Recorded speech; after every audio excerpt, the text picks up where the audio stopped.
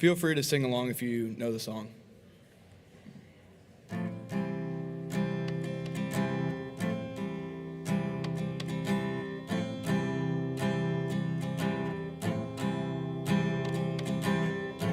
I've been trying to do it right.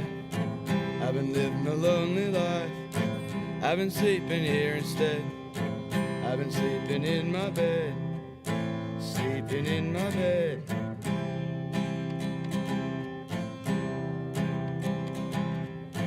So show me, family, all the blood that I will bleed. I don't know where I belong. I don't know where I went wrong, but I can write a song. I belong with you, you belong with me, you're my sweetheart. I belong with you, you belong with me, you're my sweetheart.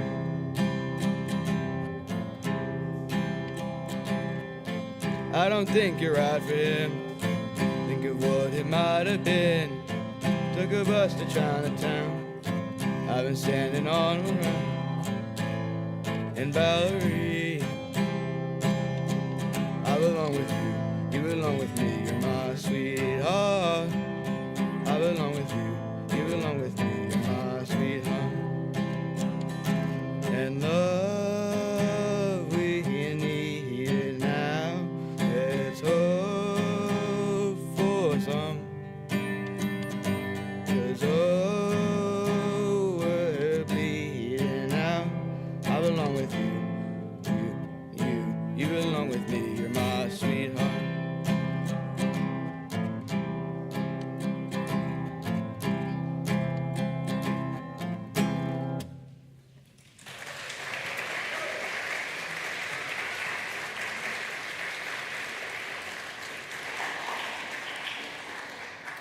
Good morning. Today is Sunday, May 21st. Welcome to the Unitarian Universalist Church of Arlington. My name is Ashley Grieve. I'm a member of the Board of Trustees and a youth group advisor. UUCA is an intentionally welcoming congregation to people of all backgrounds, races, genders, sexual orientations, abilities, and disabilities, both seen and unseen. We are a community that draws from a wide diversity of spiritual backgrounds and traditions.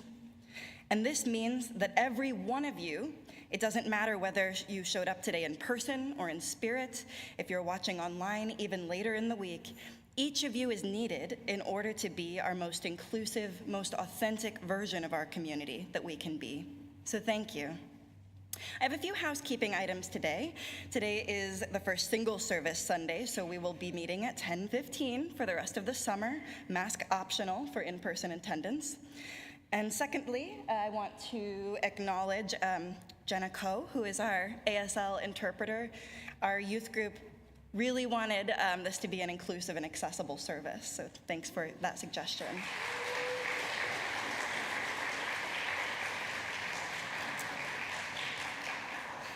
As you may be aware from recent emails, the congregation will be voting yes, no on an annual budget in our June congregational meeting, but the board will need to see a final budget before then. In the upcoming week, we're seeking to close a budget gap that we have that stands between the pledges that we have now and the budget that we would like to have in order to fill the full-time staffing that we want and pay our staff fairly and equitably. We are exploring revenue-generating activities. We're exploring all of the options, as well as trying to close some of that gap with an increase in our pledge base. Some of you have already heard from me or from others about remembering to make a pledge, or perhaps an ask if you can increase your existing pledge so that we can have a budget that better reflects our values, our needs, and our wants as a community. And actually, if you have made a pledge for the coming year in any amount, could you stand up so we can acknowledge you? Thank you.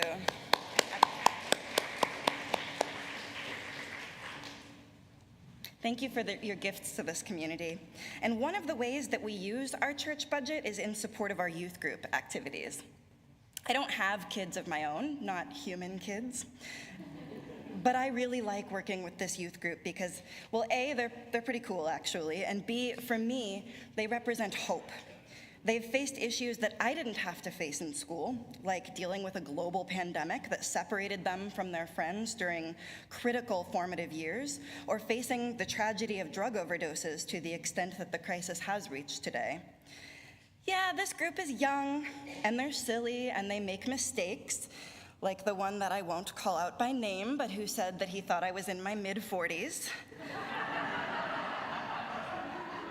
And who is lucky that I'm a forgiving person.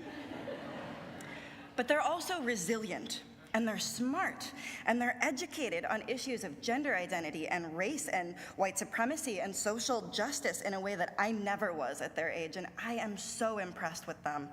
So without further ado, I'm gonna hand it over to them because I know that's really who you wanna hear from. And I hope to see you after service for coffee. Thank you.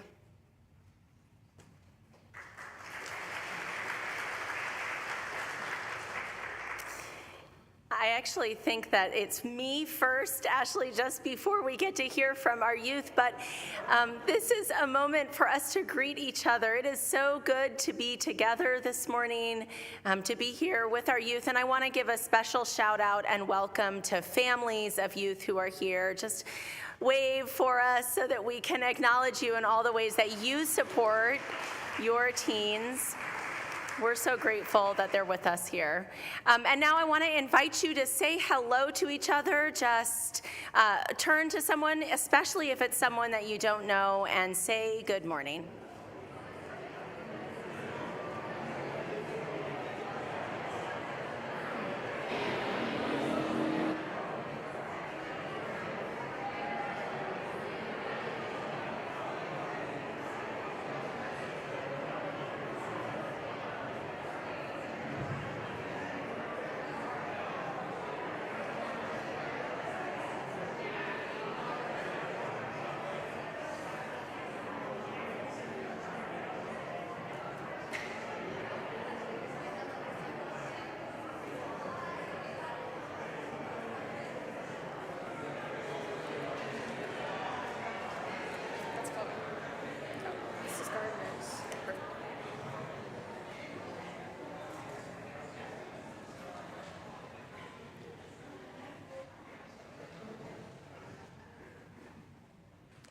Our call to worship this morning comes from the words of Reverend Gretchen Haley, Senior Minister of Foothills Unitarian Church in Fort Collins, Colorado. What's going to happen? Will everything be okay? What can I do? In these days, we find ourselves too often stuck with these questions on repeat. What's going to happen? Will everything be okay? What can I do? We grasp at signs and markers, articles of news and analysis, Instagram reels, and forwarded emails as if the new zodiac is capable of forecasting all that life may yet bring our way. As if we could prepare. As if life had ever made any promises of making sense or turning out the way we'd thought. As if we are not also actors in this still unfolding story. For this hour, we gather to surrender to the mystery, to release ourselves from the needing to know, the yearning to have it already figured out, and also the burden of believing we either have all the control or none. Here in our song and our silence, our stories and our sharing, we make space for a new breath, a new healing, a new possibility to take root. That is courage. Forged in the fire of our coming together and felt in the spirit that comes alive in this act of faith, that we believe still a new world is possible, that we are creating it already here and now. Come, let us worship together. As is our tradition here at UUCA, each week we light a candle of compassion to acknowledge those communities struggling in our world. Today, we are thinking of students and holding compassion for those who go to school with the constant reminder of gun violence, growing mental health crises, and increasing opioid use. For those who feel the response of their schools in addressing these issues have been inadequate, unjust, and unhelpful. For those who have lost community since COVID entered our lives and have struggled to regain it, we hold you in our hearts. Today we light the chalice that the youth group lights each Sunday. It was made by the hands of Hopi potter Dee Satella as a gift to UUCA youth many years ago. The images on our chalice are Hopi representations of a long, good life, safe journeys, healing, strength, protection, love, comfort, and blessings to everyone throughout the world. We gather together as a community of memory and hope to celebrate life and its infinite possibilities for love. We light this chalice as a symbol of the light within every human heart. May our individual sparks meet and merge, bringing both light and warmth to the world.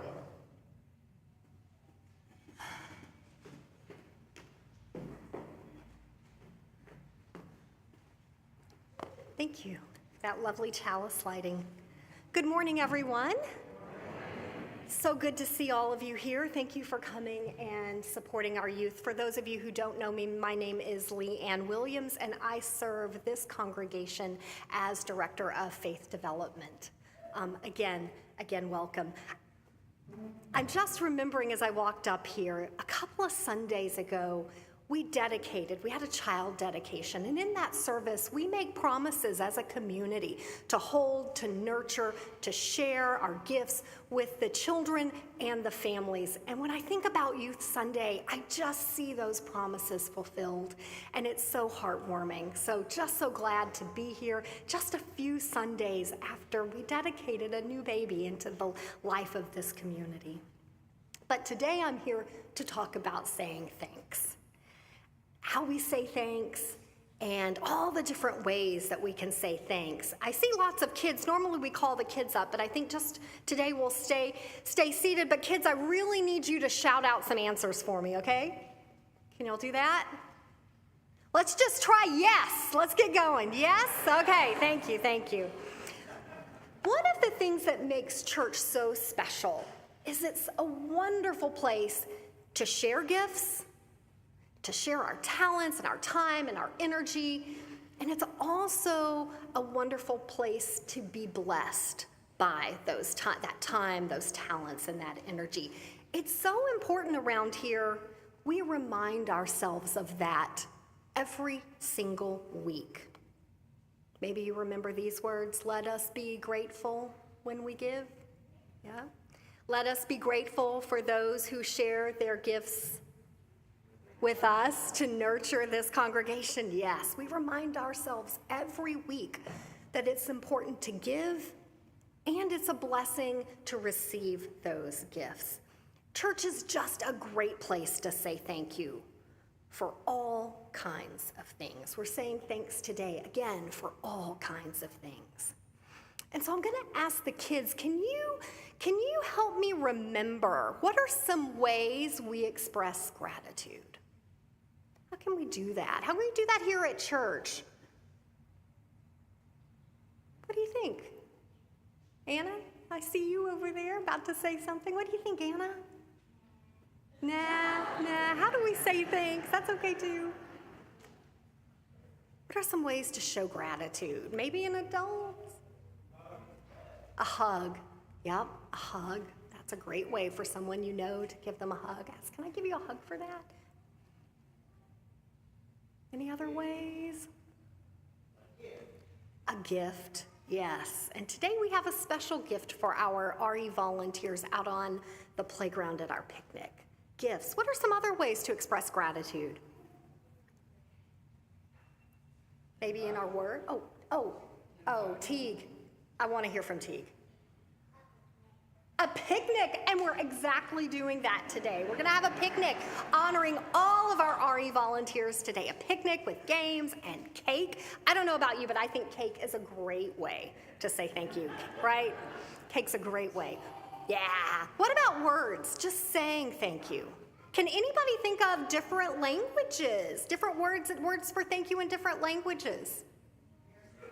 Oh, yeah, Mears, what else? Merci. Lots. So we can say our thank you, we can express our thank you, we can have cake to say thank you. So many ways. And I'd just like to pause for a moment and say thank you to all of our faith development volunteers, maybe who are in this room today. Would those of you who have volunteered in faith development, that ministry takes so many forms. Maybe you're an RE teacher, an OWL teacher, an adult RE teacher, a lead volunteer, a Faith 360 teacher. If you are one of those special people in our congregation today, would you maybe give a wave, rise in body and spirit if you feel like it, just so we can say thank you in words and maybe in claps and in waves. Yeah.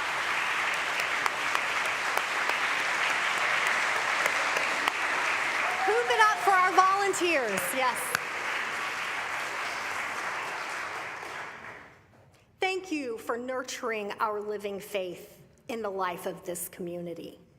It's truly a gift, and it is our hope that as you give your gift of time and talent, you are also enriched and blessed by this ministry.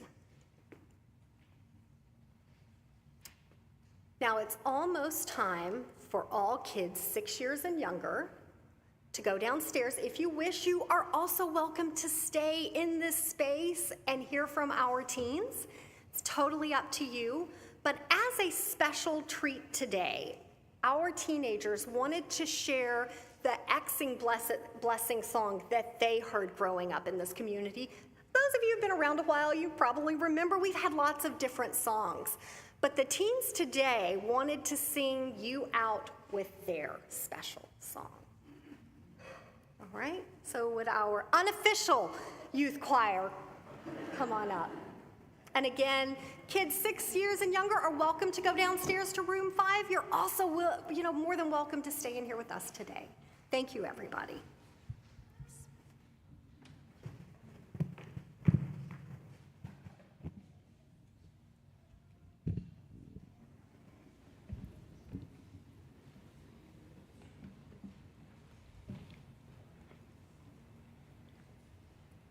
But like was just said, this is a song that we used to hear when we were little, going out every Sunday. So we're gonna sing it for you guys.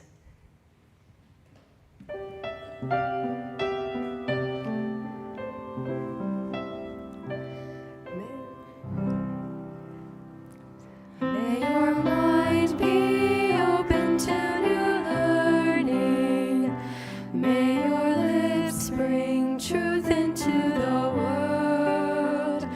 May your heart know love and your hands do the work of justice as you go your way in peace.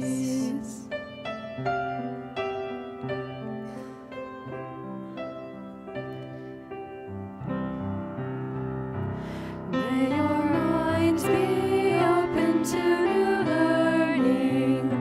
May your lips bring truth into the world. May your heart know love and your hands do the work of justice as you go your way in peace.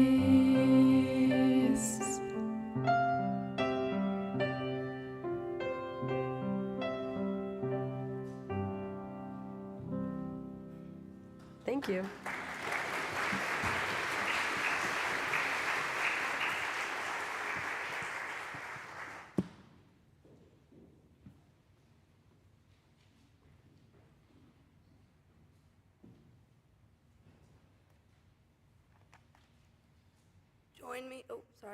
Join me as we pray with the words of Reverend Susan Manker Seal.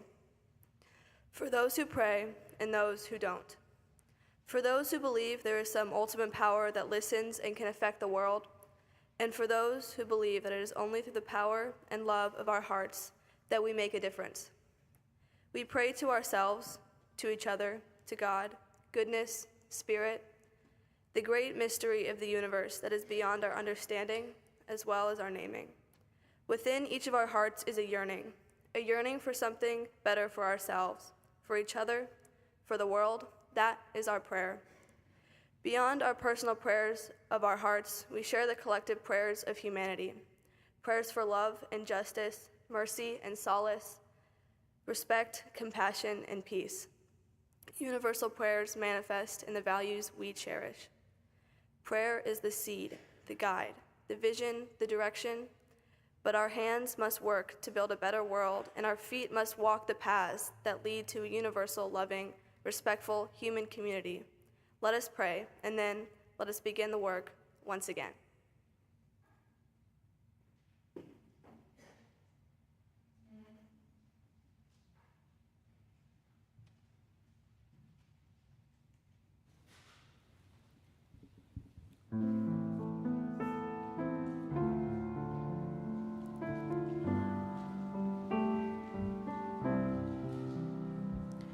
Fuente de amor, ven hacia mí y al corazón cántale tu compasión.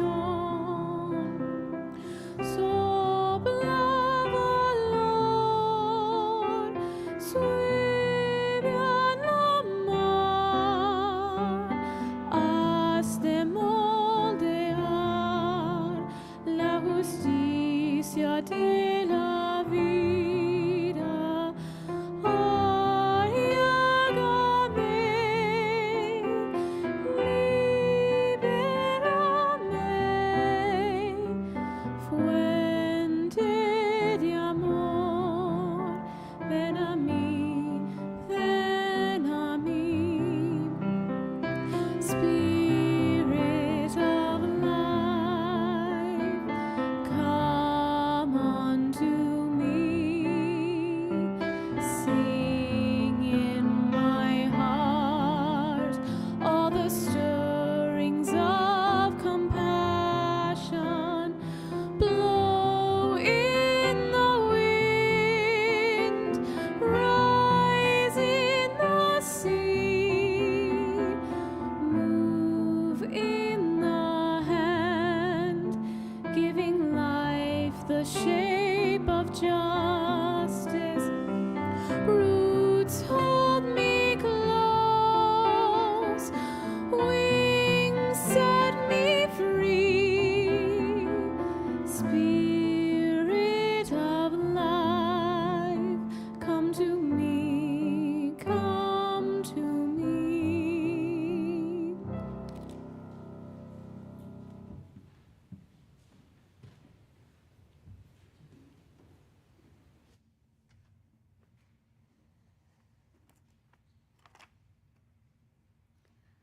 The following ritual was based on the writings of Reverend Julia Hamilton, lead minister of the Unitarian Society of Santa Barbara in Santa Barbara, California.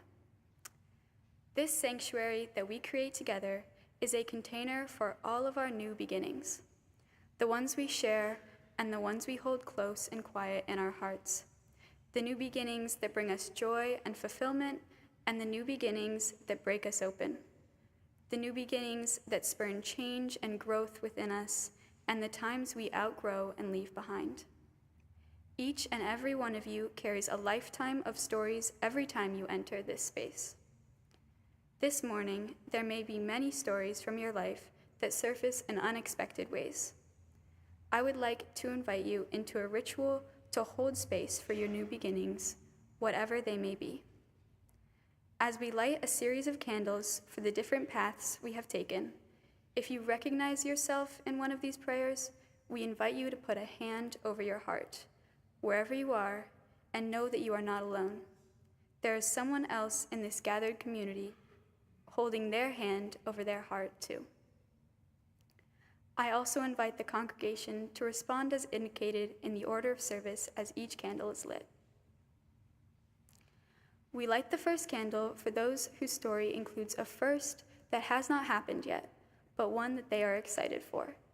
For members of youth group, some of these stories include decorating our first apartment, casting our first ballot, choosing our first pet, or reaching those milestone ages like 18 and 21.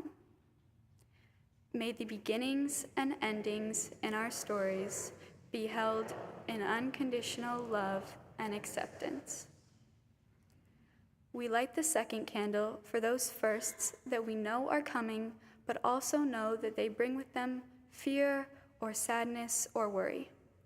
Stories like the loss of a close family member, being sick away from the comfort and care of your parents, the first time having to care for a parent instead of a parent caring for you, and submitting your first tax return.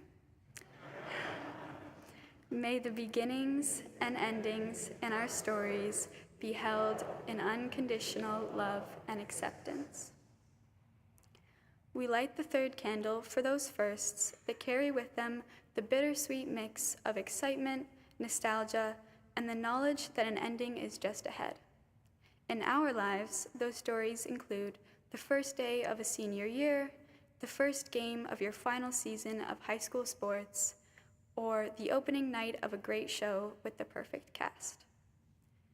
May the beginnings and endings in our stories be held in unconditional love and acceptance. We light the fourth candle for those times when you felt alone in newness while surrounded by those who were awash in the comfort of familiarity. Many of us have felt this on the first day of a new school, when we were starting a new job, or pushing ourselves outside of our comfort zone. May the beginnings and endings in our stories be held in unconditional love and acceptance. We light the fifth candle for those new beginnings that fill us with worry or anxiety, even when we know that everything will be okay. For us, it might be the first time on stage, or the first game of a season, the first time sleeping away from home, or the first time speaking at a church service. May the beginnings and endings in our stories be held in unconditional love and acceptance. We light the sixth and final candle for those new beginnings that bring nothing but joy, that are shared with those we know and care for, that bring light into our days. May the beginnings and endings in our stories be held in unconditional love and acceptance. May the flames of these candles and the many stories they represent remind us of the paths we all travel in our own time and our own way.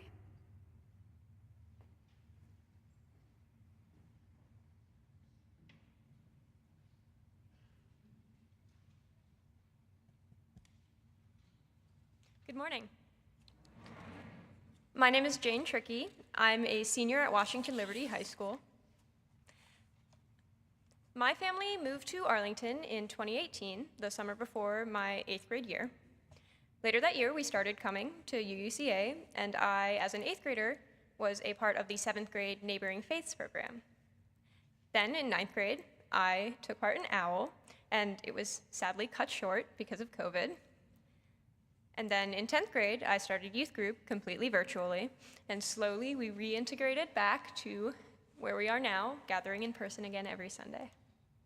Throughout my journey here, I have had the freedom and comfort to explore my identity and spirituality because of the community that we cultivate, the openness and safety of the RE programs, and the welcomeness of this congregation.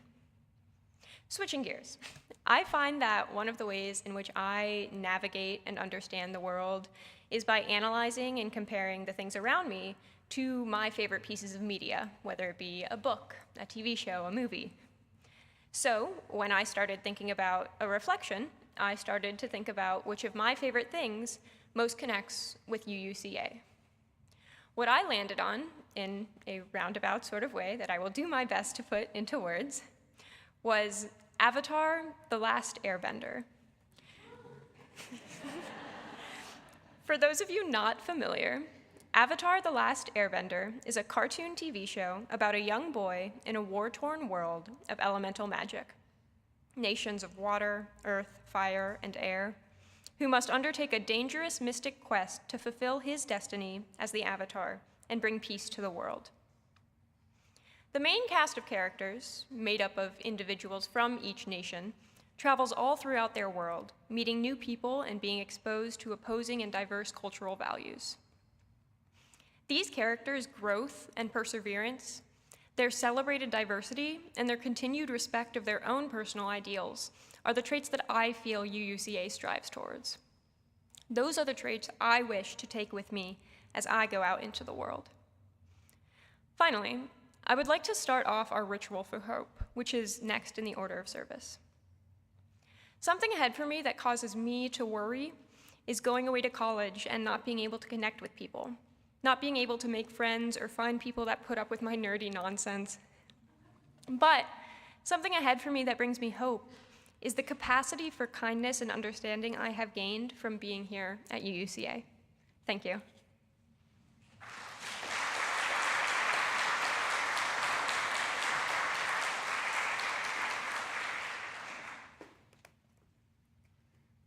The following ritual is the work of Erica Hewitt, Minister of Worship Arts at the Unitarian Universalist Association.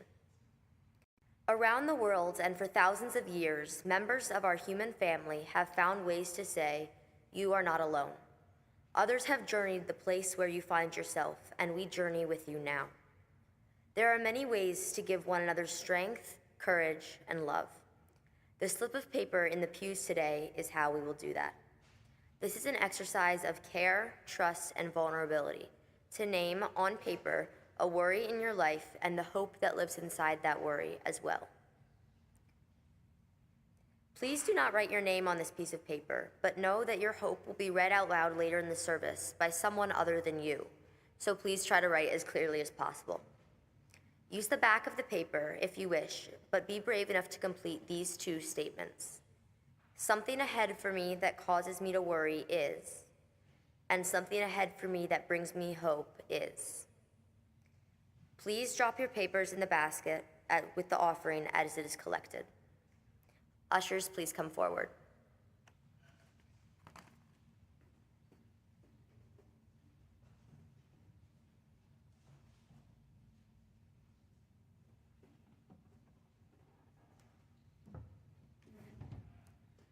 UUCA is a congregation that gives.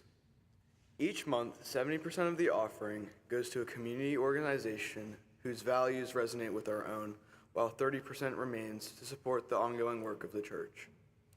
In the month of May, our Share the Plate partner is Alive, a nonprofit organization comprised of 49 local congregations working together to provide essential services to Alexandria residents who are in need of their own new beginnings. Please give generously. Ways to give are detailed in your order of service.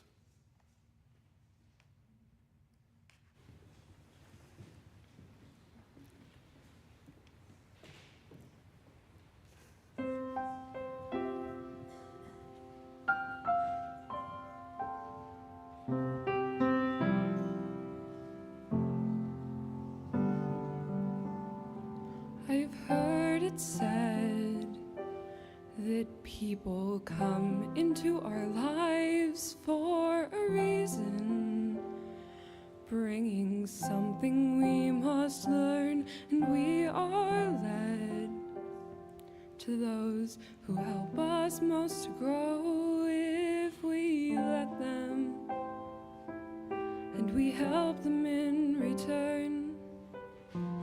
Well, I don't know if I believe that's true, but I know I am who I am today because I knew you. Like a comet pulled from orbit as it passes the sun, like a stream that meets a boulder halfway through the wood. Who can say if I've been changed for the better, but because I knew you, I have been changed for good.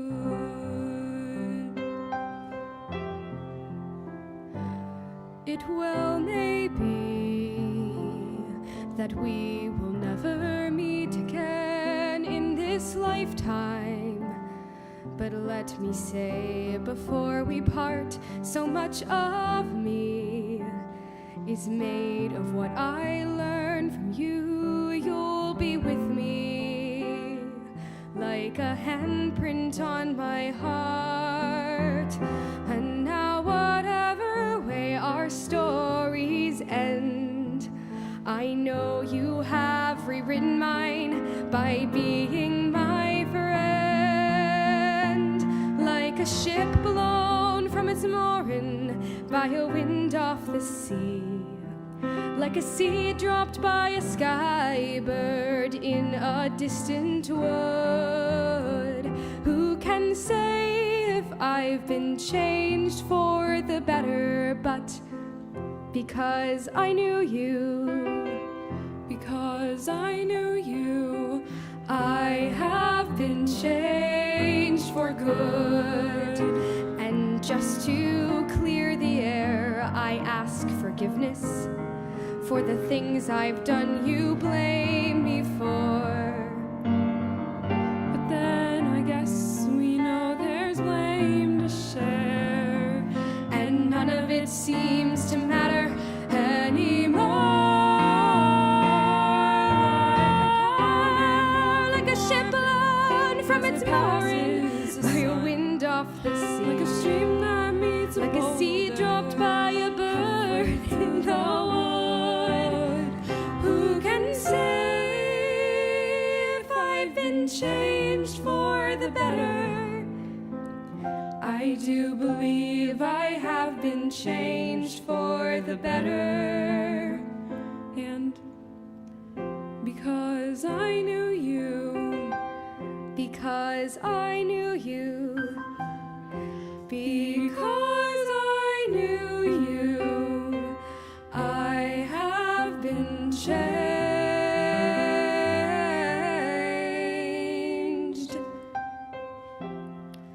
for good.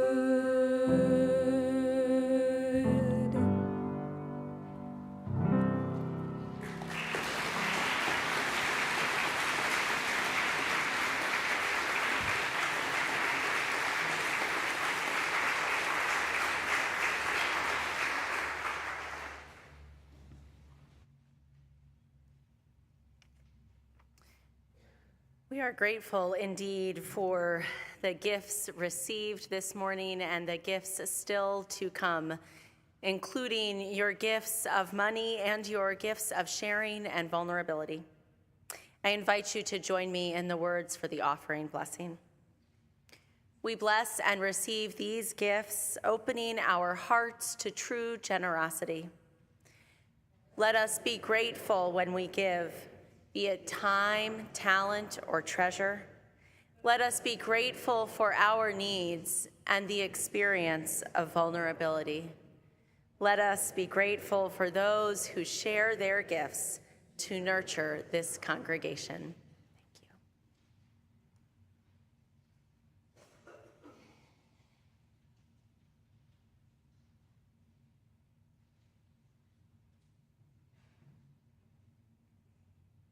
As part of our 75th anniversary celebrations, we have been hearing from folks about their experiences with different ministries at UUCA over the years.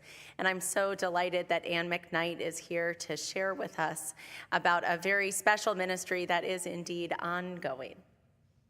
Thank you, Amanda. My name is Ann McKnight, and I joined UUCA in 1987. I thought it was 85, but Sarah Masters corrected me on that. And today I want to talk to you about the Guatemala Scholarship Program Partners, which is one pillar of Alianzas, which includes the Accompanier program, which you've heard about in April, and also our outreach to Buckingham community here in Arlington. I think it is a fortuitous coincidence that I talk about UUCA's support to Mayan students on the same day, that we celebrate the youth of our church. So my husband and I were raising 3 children in Mount Pleasant, DC in the 80s, when an influx of drugs made life more challenging there for us. When my family decided to move to Arlington, I found myself searching for a community with progressive beliefs, a social justice program and agenda, and a religious education program for my children. As part of my interest in social justice, in 2009, I participated in a delegation to Guatemala led by Charlie Clemens from UUSJ Social Justice of the Unitarian Universalists, which included our minister at that time, Michael McGee, his wife, Terry, and others who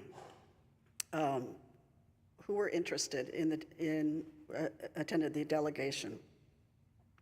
In this trip, we learned the history of the Army's genocide of 200,000 Mayans during the Civil War in the 1980s, and heard testimonials of individuals whose family members were massacred in the villages or abducted by the Army and buried in unmarked graves. The members of our delegation were shaken by these testimonials. We met with Juan de Dios of Atavima, a human rights organization which memorialized in a museum the individuals who were massacred in an area in Guatemala, Rabanal. This inspiring Mayan organization also worked to gain reparations for the villagers whose homes were flooded by a hydroelectric dam. When we returned, we believed we could not ignore the injustice of this genocide carried out by the Rios Montt government that was supported by the United States government. With Reverend McGee, our delegation and others who had traveled to Guatemala discussed what we could do. In Rabanal, many grandparents were killed in the Civil War, leaving their children orphans without an education and often not even speaking Spanish. They speak Achi as an indigenous group. Atavima communicated that they would like to partner with UUCA on a scholarship program already supported by Jefferson Unitarian Church in Golden, Colorado, to educate the grandchildren of these poverty-stricken families. Guatemala scholarship partners consisting of UUCA, Jefferson, and Atavima started with 6 children, supporting 6 children in 2009, and has grown to 60 middle and high school students. It has involved over 200 students, with 78 graduating so far. 2/3 of the scholarships go to girls. That was a conscious decision by Atavima because these young women often marry at the age of 14. Although there are many scholarship programs in Guatemala, this one is unique in that it is organized and run by Mayans for their community. Since 2009, UUCA has sponsored 3 more delegations to visit the students and learn more about Mayan history and spiritual life. UUCA's continuing support for the scholarships is now entering its 14th year. Alianzas is organizing another delegation in February 2024, which will be open to the UUCA congregation. I am proud to participate in the scholarship program and to be part of UUCA's social justice program. Thank you.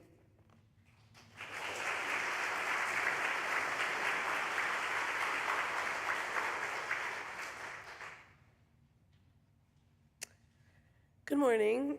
My name is Ashley Johnson, and I am the youth coordinator here at UUCA. On most Sundays, we are downstairs in the youth room during worship, so I'm excited for the opportunity to share our youth with you this morning. When the group chose the theme New Beginnings for the service, my mind immediately went to those great opening lines of songs and books, the ones that draw you in, that pique your curiosity about what comes next. And as I thought, I kept coming back to the beginning of The Things They Carried by Tim O'Brien.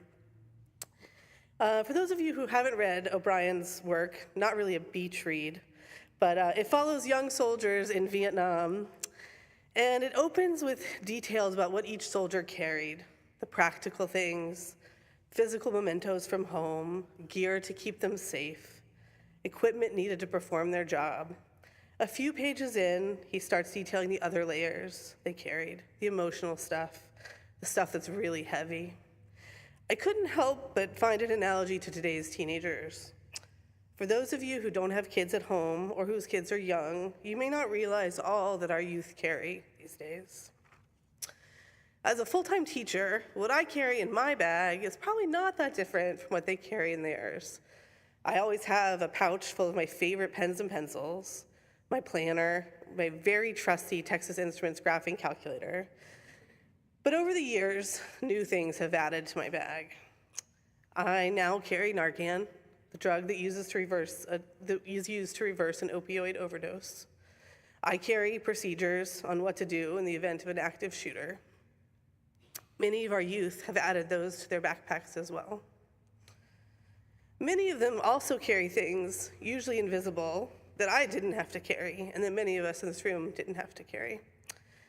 They carry with them the anxiety of taking Algebra 2 after only sort of learning Algebra 1 during virtual school. They carry with them the expectation to be successful, well-rounded students, score well on tests, play sports, act, and volunteer, while finishing homework every day and maintaining their mental health. They carry with them the worry that their dream college might be in a state that is simultaneously expanding gun rights while targeting the rights of LGBTQ youth and families and rolling back 50 years of reproductive rights and bodily autonomy. But despite all that they carry, they still show up. They show up to do fun things together. They show up to be in community with each other. They show up with a sense of humor. They show up knowing what is right and what is wrong. They show up with an agility in navigating each other's identity that many adults struggle with. They show up with grace when someone is having a hard day. They show up to share parts of themselves, their talents, their interests, their worries. They show up to be of service. So I would like to take this opportunity on behalf of both the youth advisors and the staff here at UUCA to say thank you to our youth. No matter when or how much or how often you have come, thank you for showing up. And as long as you continue to show up, we will continue to be here for you, helping to shoulder the weight of all that you carry.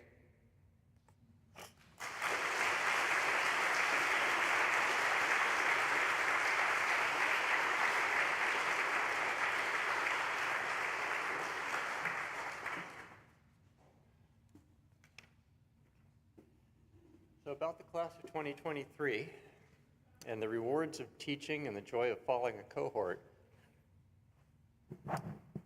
This was Annie's idea, throwing her under the bus now, to follow the class of 2023 through RE until they graduated from high school. Fred Stokeld had done that for Annie's kids, and she thought it was a good idea for somebody to do it for somebody else's kids. So Annie started with them in kindergarten, and she recruited me for first grade, and then we were off to the races. I'm going to get something in my eye in a minute. It's been a joy for me to work with this group. I got to do cool stuff with them for an hour and a half, a few times a month, and then give them back. Give them back to their parents. And as they got older, it became harder to give them back. I want to give you now a few highlights from the years that they've been in RU with us.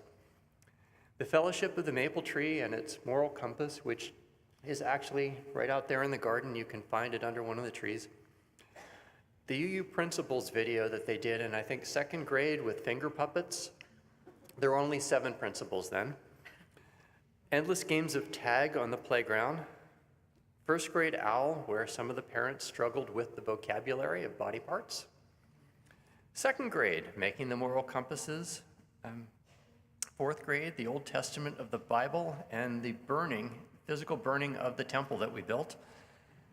Fifth grade OWL, they had questions about relationships. They were the guinea pigs for the 6th grade maker class, learning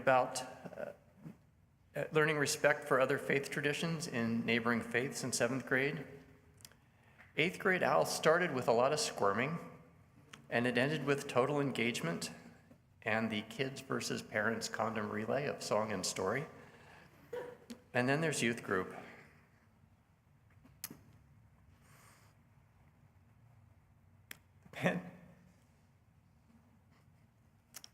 Hay fever. The pandemic made it hard for this group. They didn't get the full youth group experience. Theirs was about perseverance and resilience and being zoomed out. And a few brief moments of joy when they could all get together. You know what? They're still attending church, so we've done something right. This is the time when David and I have the honor of sending off UUCA's graduating seniors. We ask that these families stand if they are here today and remain standing until we read all of the names. UUCA would like to recognize the following senior youth and their families: siblings Nina and Lilo Cherry, whose parents are Amy and Ron Cherry. Nina will be attending the University of Mary Washington in Fredericksburg in the fall, and Lilo plans to remain in the Arlington area to pursue their interest in small animal care. Addie Coons, daughter of Lisa Coons, Lisa and Andy Coons, she has two parents, will be attending the University of Vermont in the fall. Cassie Ellsberg, daughter of Steve and Laura Ellsberg and granddaughter of Chris and John Sutton. Cassie will be attending my alma mater in the fall, the University of Iowa, where she plans to study criminal justice. Brothers Eric and Philip Johnson, whose parents are Chris Johnson and Jackie Mendel. This fall, Eric will be sailing, taking photographs, and studying physics at William and Mary. Philip will be studying international relations at UVA and likely rowing and biking. Finley Kerr, whose parents are David and Kate Kerr, is lifeguarding at Arlington Forest this summer and plans to attend Mesa University in Colorado in the fall. Kenny Praniksky, whose mother is Martha Praniksky, will be making use of a summer rail pass to see the country by rail this summer, and then will be entering the workforce. Fiona Shepard, whose lovely voice we have heard today and will hear once again, whose proud parents are Amy and David Shepard, and whose grandmother is Sybil O'Brien. I want to make sure grandmother got in there, whose grandmother is Sybil O'Brien. Fiona plans to attend the University of Southern California in the fall. Jane Trickey, whose parental units are Wendy Trickey and Steve Trickey and Amy Kakuza. Jane plans to attend Kent State University in Ohio in the fall to major in human development and family studies, minor in ASL, and play alto sax in the marching band. Senya Urbaum, whose parents are Scott and Sonia Urbaum, will be attending Colorado College in the fall. We would also like to acknowledge youth who we haven't heard from, but who are also graduating this year and spent many of their childhood Sundays downstairs: Nick DeFalco, Anna Chisholm, Anna Huber-Wilker, and Bennett Johnson. Please join us in celebrating these families.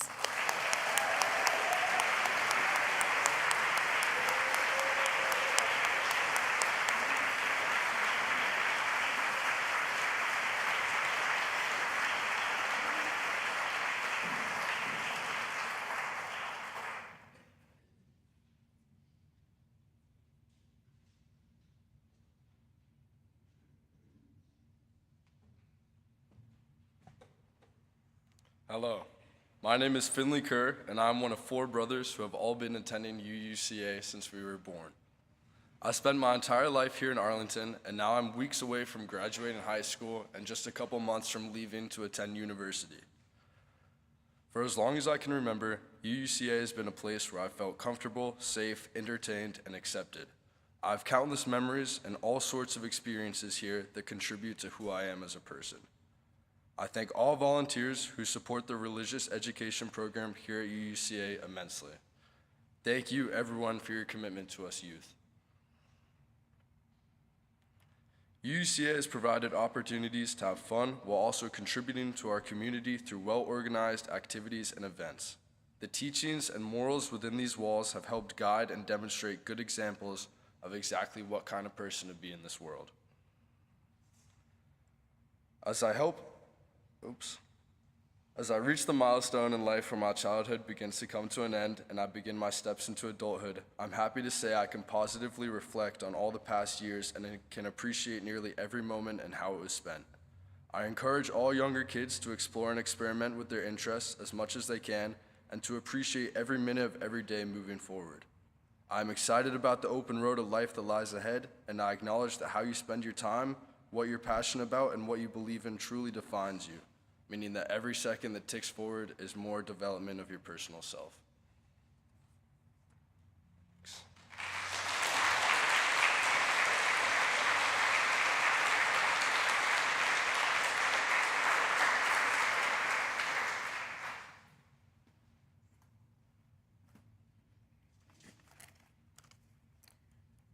Good morning.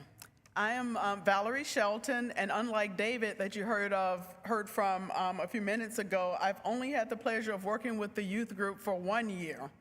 I'm the mother of 3 adult kids, ages 33, 27, and 19. My youngest, Tundarai, participated in RE and youth group here from 5th grade till he graduated high school last year. So Reverend Amanda asked me to address the parents today to share some words of wisdom on being on the other side of having a child leave home, so in under 5 minutes. So I've organized my thoughts into 4 points. So the first point is to trust your parenting. If your teenager was mature and responsible while they were in high school, trust that they will be mature and responsible while in college or once they leave your household. On the other hand, if your teen was immature and irresponsible, you should still trust that they will mature and develop when they're on their own.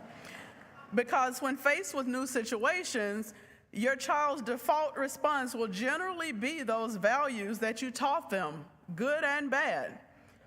Of course, they can and sometimes will choose to subvert those values, but at that point, our jobs as parents is just to provide them a soft spot to land and to continue to demonstrate and reinforce those UU values so they can learn from their mistakes and make better decisions.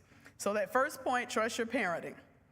The second point is adjust your expectations around the frequency of communications or visits home or availability to run your errands for you. Keep in mind, it takes a lot of mental time and effort for a young adult to learn adulting skills. So it's best to maybe allow them to set the frequency of those communications and visits. It might be a good idea to set up a family group chat. That way, if they at least like a post of their sibling or cousin, you have proof of life, right? And you don't have to continue stalking them on social media, right? My third point is to treat your young adults as actual adults. This advice comes from my role as a parent and as a college faculty member. No excuses. I actually have 3 little points under that. So first is try to become the friend to your child that you couldn't when they were a child. Because the only way for us as parents to maintain any influence on them is for them to trust us without fear of our judgment or fear of being controlled by us. Second, if your child has a disability like ADHD or on the autism spectrum disorder, make sure they know what's legally required of their college or workplace and teach them to advocate for themselves. As parents, we can make sure they have that extra support and resources they need while still recognizing their autonomy. And then my third one on treating young adults as actual adults is, and this is for the parents of future college students, make sure to set expectations about college grade reporting before the semester starts, okay? You can have them give you a list of courses that they're taking, and then by the second week of school, just ask them questions like, which instructor do they think they're gonna like the best, or which courses they think are gonna be most challenging. Because knowing in advance that you will be asking for those midterm grade reports and final reports makes ongoing conversations about grades much easier.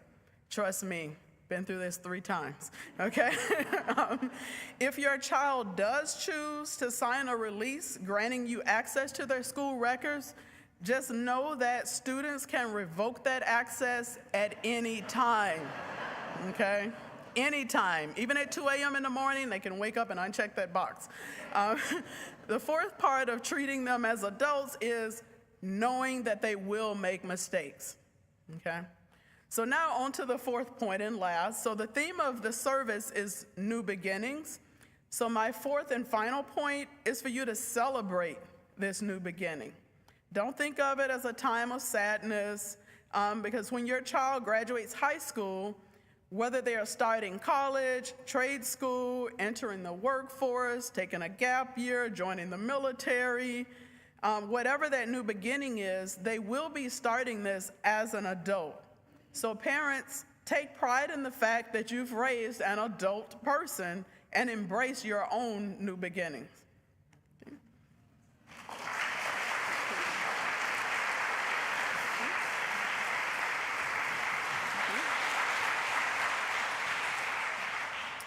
All right, next we have a musical selection. As we listen to the special musical selection, ushers will once again come by with baskets. If you completed a paper, take one as the baskets come by. Make sure it's not yours.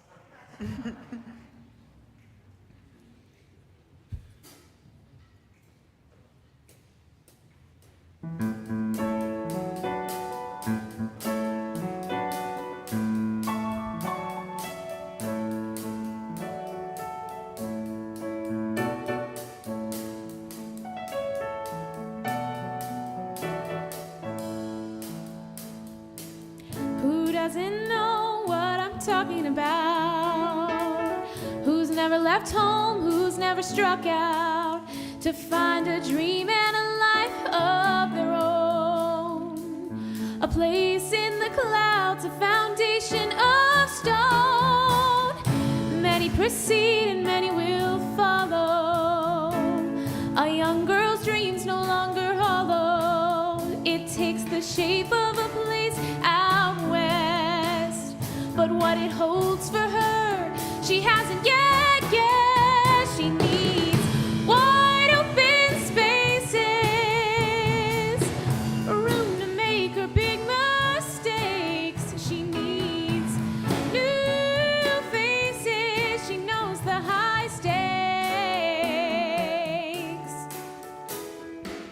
She traveled this road as a child, wide-eyed and grinning, she never tired.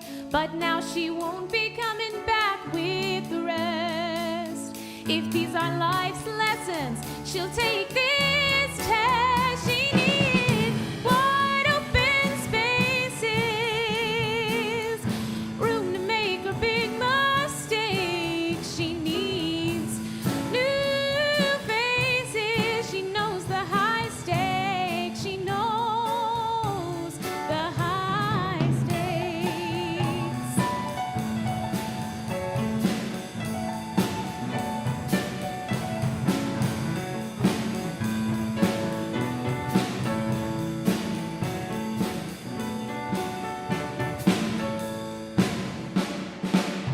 As her folks drive away, her dad yells, "Check the oil." Mom stares out the window and says, "I'm leaving my girl." She said it didn't seem like that long ago when she stood there and let her own folks know she needed wide open spaces, room to make her big mistakes. She needs new faces. She knows the high stakes. She knows the high stakes. She knows the higher stakes. Wide open spaces. Wide open spaces.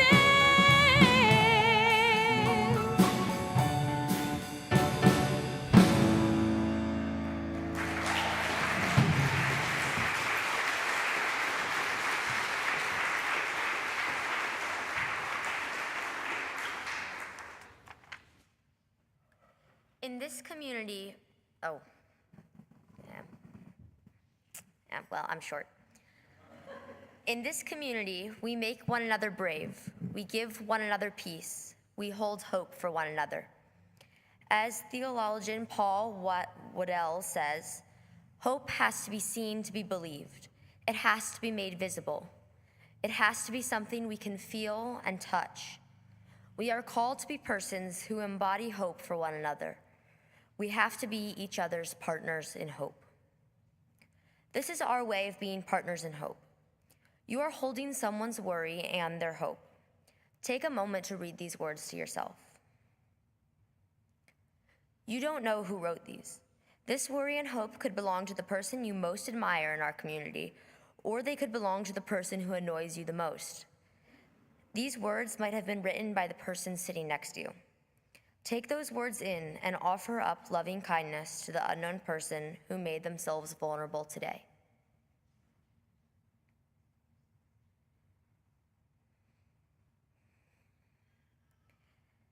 Let us now be each other's partners in hope.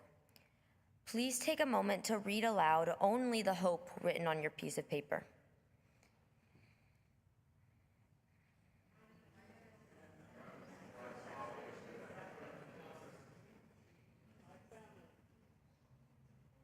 Let us all respond as a community.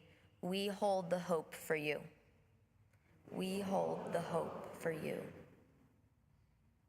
Now please take this piece of paper with you and put it somewhere so you'll encounter it again a few times this week. When you do, imagine that unknown person and their struggle and send them your loving kindness. Keep holding the hope for them all week long. Let us move forward, our lives and hearts interconnected in life-giving ways, grateful for this community of vulnerability, truth, and hope. I now invite you to rise in body and/or spirit to sing our closing hymn, Here Comes the Sun. If needed, lyrics can be found in your order of service.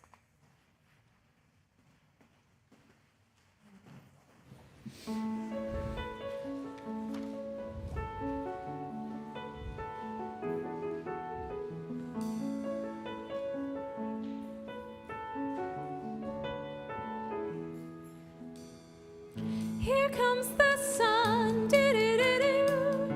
Here comes the sun, and I'll say it's all right. Little darling, it's been a long, cold, lonely winter. Little darling, it feels like years since it's been here. Here comes the sun. Here comes the sun, and I'll say it's all right.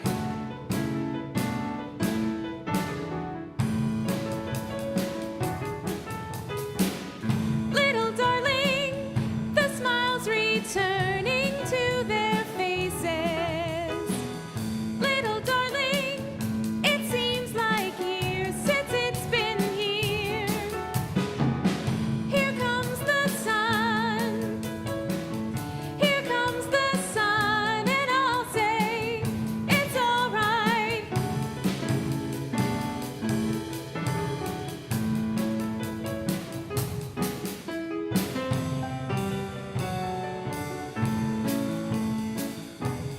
Here comes the sun, sun, sun, here it comes.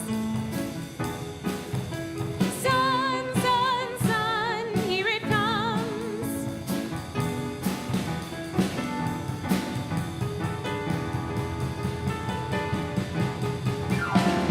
Little darling, I feel that ice is slowly melting.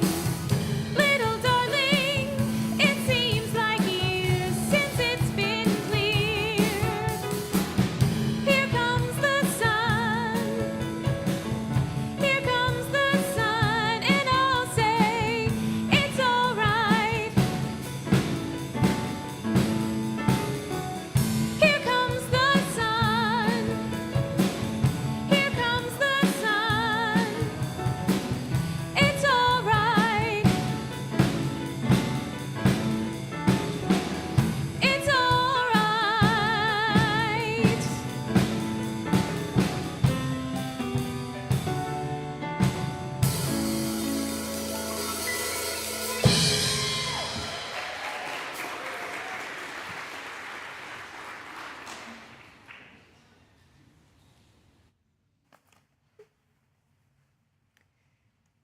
Please join me. We extinguish this chalice, but not the light and warmth it represents. These we carry with us, bringing our sparks of love to the world.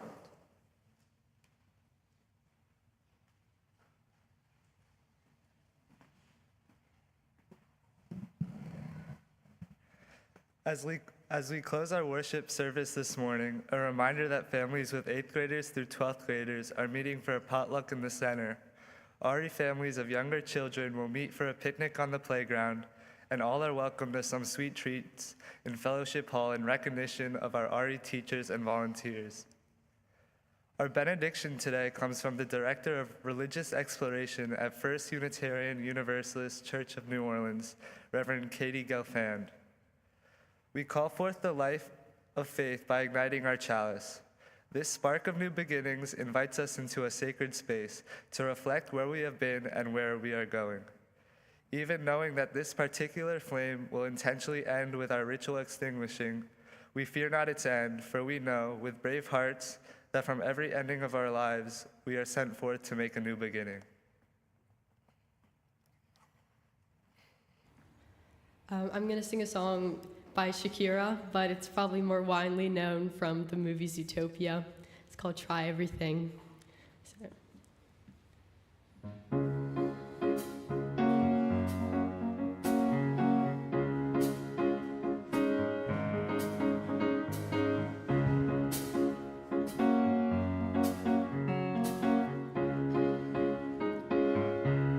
I messed up tonight, I lost another fight, lost to myself again, start again. I keep falling down, I keep on hitting the ground, I always get up now to see what's next. Birds don't just fly, they fall down and get up. Nobody learns without getting it wrong.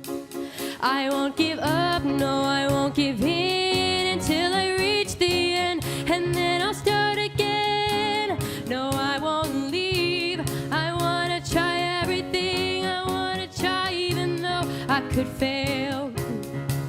I won't give up, no, I won't give in until I reach the end, and then I'll start again.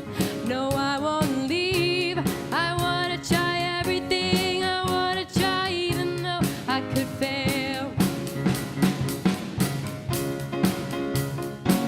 And try everything,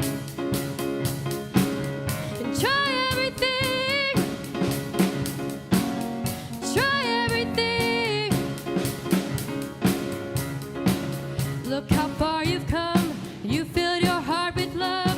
Baby, you've done enough, take a deep breath. Don't beat yourself up, no need to run so fast. Sometimes we come last, but did our best. I won't give up, no, I won't give in until I reach the end, and then I'll start again. No, I won't leave, I wanna try everything, I wanna try even though I could fail. I'll keep on making those new mistakes. I'll keep on making them every day. Those new mistakes. And try everything, and try everything, and try everything, and try everything.